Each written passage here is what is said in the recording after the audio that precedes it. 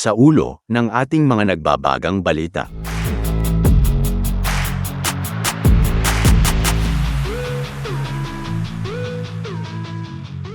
Malayo na ang narating ng Philippine Navy kumpara sa dating imahe nito bilang isa sa pinakalumang hukbong pandagat sa rehiyon. Mula sa mga barkong galing pa noong World War II at mga dating gamit ng ibang bansa, unti-unti na itong nagiging modernong puwersang pandagat na may kakayahang magpatrolya, magdepensa, at magsagawa ng mas komplikadong operasyon sa karagatan ng Pilipinas lalo na sa West Philippine Sea. Noong mga nakaraang dekada, malaking hamon sa Philippine Navy ang kakulangan sa modernong barko, mga radar, missiles, at anti-submarine capability. Ngunit dahil sa Armed Forces of the Philippines Modernization Program, nagsimula itong magkaroon ng mga bagong frigates, offshore patrol vessels, missile boats, amphibious ships, at mas modernong combat systems. Isa sa pinakamalaking pagbabago ay ang pagdating ng mga guided missile frigates. Ang pinakamodernong barko ngayon ng Philippine Navy ay ang BRP Jose Rizal, BRP Antonio Luna, BRP Miguel Malvar, at BRP Diego Silang. Ang mga barkong ito ay may modernong radar systems, missiles, combat management systems, at anti-submarine warfare capability. Ang Miguel Malvar class din ang unang Philippine Navy ships na may vertical launch system o VLS para sa surface-to-air missiles. Bukod sa frigates, lumalaki na rin ang bilang ng offshore patrol force ng Navy. Matapos na madagdagan ang Raja Sulaiman class OPV, kung saan ang ikalawang klase nito ay dumating na nga sa bansa, ang bagong offshore patrol vessel na BRP Lacandula nitong Biyernes 8 ng Mayo sa Naval Operating Base sa Subic. Isa pa sa pinakamahalagang assets ng Philippine Navy ay ang mga amphibious ships nito, kung saan kabilang dito ang BRP Tarlac at BRP Davao del Sur na parehong landing platform docks o LPDs. Habang ang ikatlo at ikaapat na Tarlac class ay kasalukuyan pa rin ginagawa. Ayon sa pinakahuling ulat ngayong 2026, inaasahan ng Philippine Navy na matanggap ang ikatlong barko bago matapos ang taon habang ang ikaapat na unit naman ay posibleng sumunod sa taong 2027. Sinasabing ang mga bagong barkong ito na ginagawa ngayon sa Indonesia ay mas pinahusay na bersyon ng kasalukuyang Tarlac class landing platform dock, na kinabibilangan ng BRP Tarlac at BRP Davao del Sur. Mas malaki at mas moderno ang bagong variant kumpara sa naunang batch. Aabot ito sa humigit kumulang 124 na metro ang haba at may displacement na nasa 7,200 tons. Ang mga nasabing Tarlac class ay may kakayahang magsagawa ng amphibious assault operations kung kinakailangan. Dahil arkipelago ang Pilipinas, napakahalaga ng kakayahang mabilis na makapaglipat ng tropa at kagamitan mula isang isla patungo sa iba. Malaki rin ang magiging papel nito hindi lamang sa military operations kundi maging sa disaster response missions.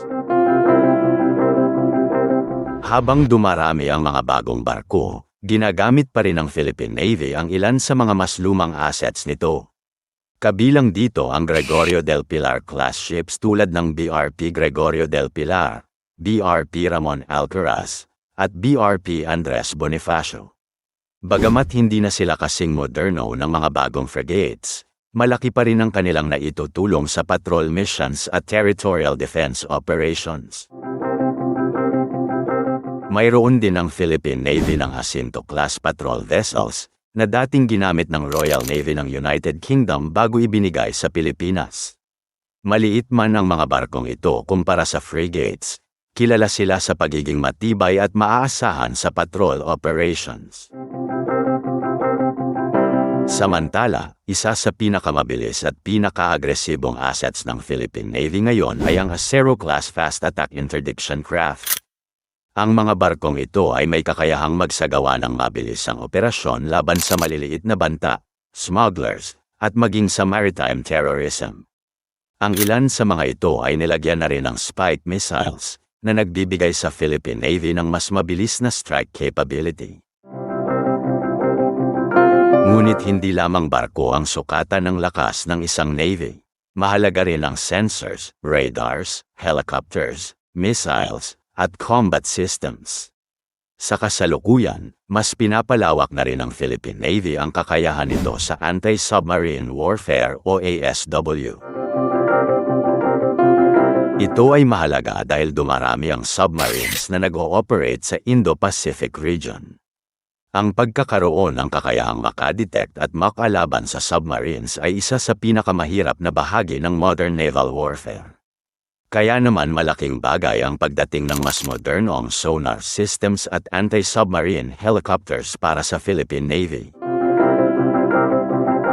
Unti-unti ring pinapalakas ng bansa ang coastal defense capability nito sa pamamagitan ng BrahMos Supersonic Missile System.